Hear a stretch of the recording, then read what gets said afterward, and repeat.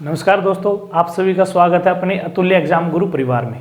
ठीक है, हमने लास्ट क्लास में देखा था कि बायोलॉजी के बारे में, मतलब जीव विज्ञान के बारे में। वहाँ पे आपने क्या देखा था कि लिविंग चीज़ें, निर्जीव और संजीव किसको बोलोगे आप।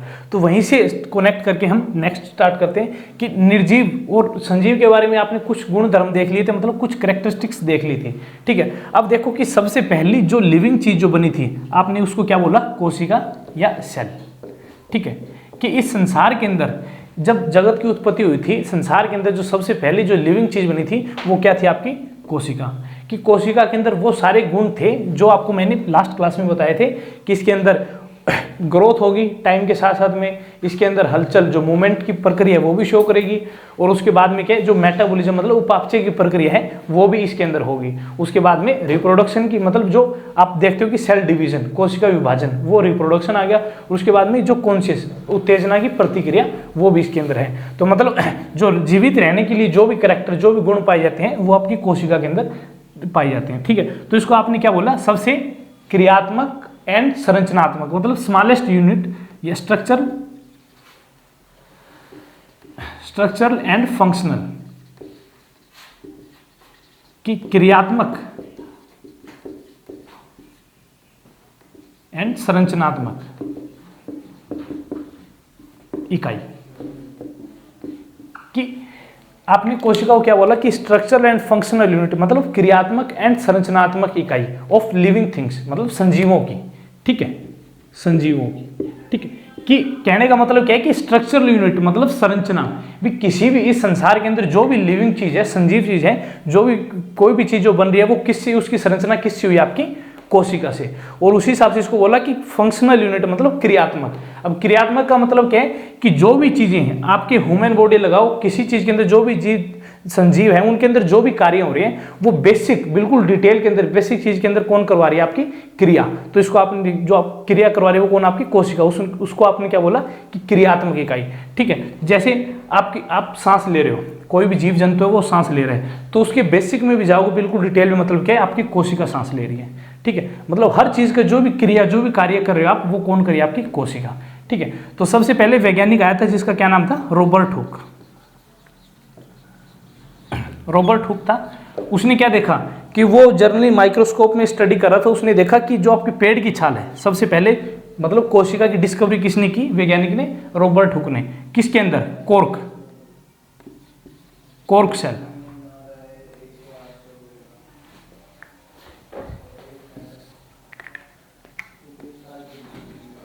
कॉर्क सेल मतलब छाल, पेड़ की छाल।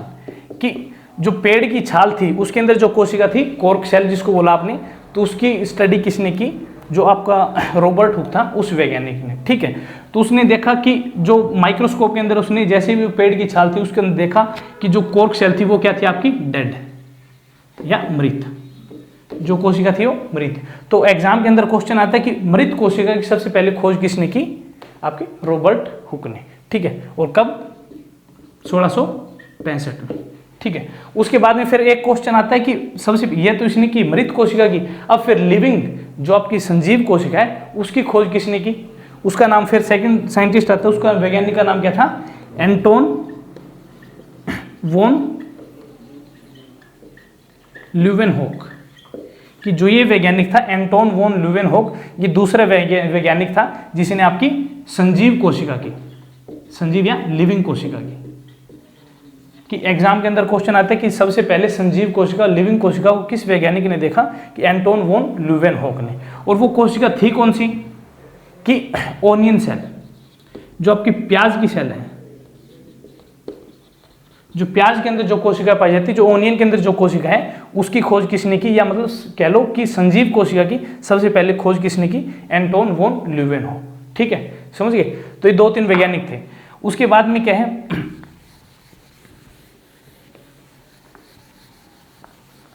कि आपने कह दिया कि जो आपकी संरचनात्मक एंड क्रियात्मक इकाई क्या हुई, आपकी कोशिका। मतलब कोशिका के बिना जीवन संभव नहीं है। ठीक है, जीवन की उत्पत्ति किसी से हुई है, कोशिका से। ठीक है, मतलब आपका शरीर जो भी कार्य कर रहा है वो बेसिकली किस चीज के अंदर हो रहा है, आपकी कोशिका के अंदर। ठीक है, तो यहाँ से 2-3 और रट्टे वाले क्वेश्चन आते हैं कि सबसे बड़ी कोशिका आपने किसको बोला, सबसे बड़ी कोशिका आपने किसको बोला?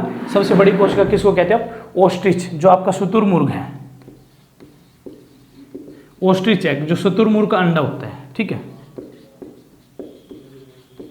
जो शुतुरमुर्ग का अंडा है वो क्या आपकी सबसे बड़ी कोशिका, ठीक है, अप्रोक्सीमेटली कितना? 15 सेंटीमीटर, ठीक है, कि जो शुतुरमुर्ग का जो अंडा है वो कंप्लीट उसके अंदर क्या है? केवल एक कोशिका है, ठीक है। उसके बाद में सबसे छोटी कोशिका कौन सी होगी आपकी? कि माइकोप्लाज्मा, एक बैक्टीरिया जीवाणु जिसको आप क्या बोलते हो? माइकोप्लाज्मा, माइकोप्लाज्मा गैलीसेप्टिकम,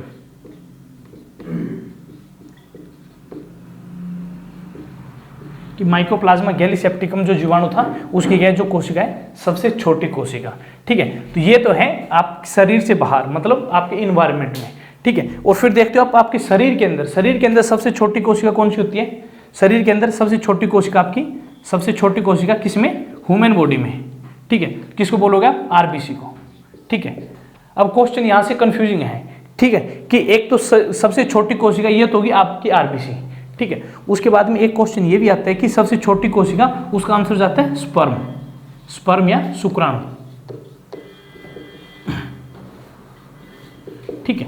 तो क्वेश्चन को किस हिसाब से अटेम्प्ट करोगे आप? ये देखो कि अगर वो ऑप्शन के अंदर अगर आपके ऑप्शन के अंदर आरबीसी हो तो आप किसको टिक करोगे? कि आरबीसी, सबसे छोटी कोशिका आपके ह्यूमन बॉडी की, शरीर की क्या है? आरबीसी, ठीक है। उसके बाद में अगर ऑप्शन में आरबीसी ना है और वो पूछे कि सबसे छोटी कोशिका शरीर की कौन सी? आपकी शुक्राणु, ठीक है। उसके बाद में सबसे बड़ी कोशिका ह्यूमन बॉडी की, ये किस में चल रहा है? आपकी ह्यूमन बॉडी में, इंसान के शरीर में, ठीक है। अब सबसे बड़ी कोशिका कौन सी होगी आपकी?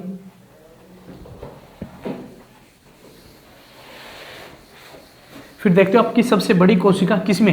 ह्यूमन शरीर में, इंसान के शरीर में सबसे बड़ी कोशिका कौन सी होगी आपकी?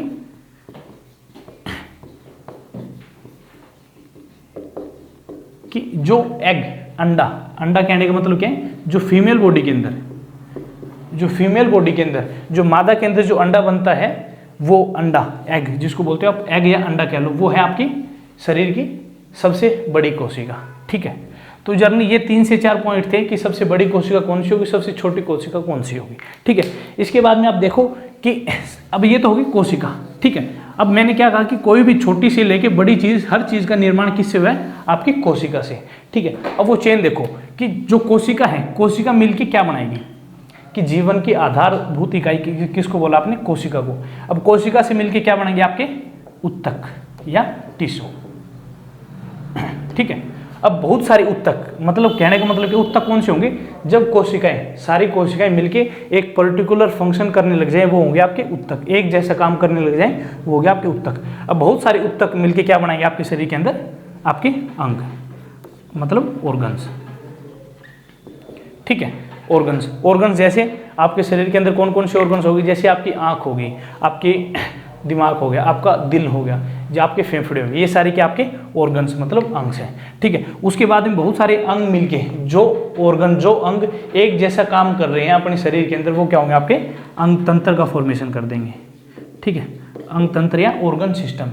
अब ऑर्गन सिस्टम के अंदर क्या है? ऑर्गन सिस्टम में आपके 5 से 6 प्रकार के सिस्टम आ गए। कौन कौन से? जैसे आपका हो गया सबसे पहले डाइजेस्टिव सिस्टम, ठीक है, या पाचन तंत्र। उसके बाद में होगा आपका श्वसन तंत्र या रेस्पिरेटरी सिस्टम।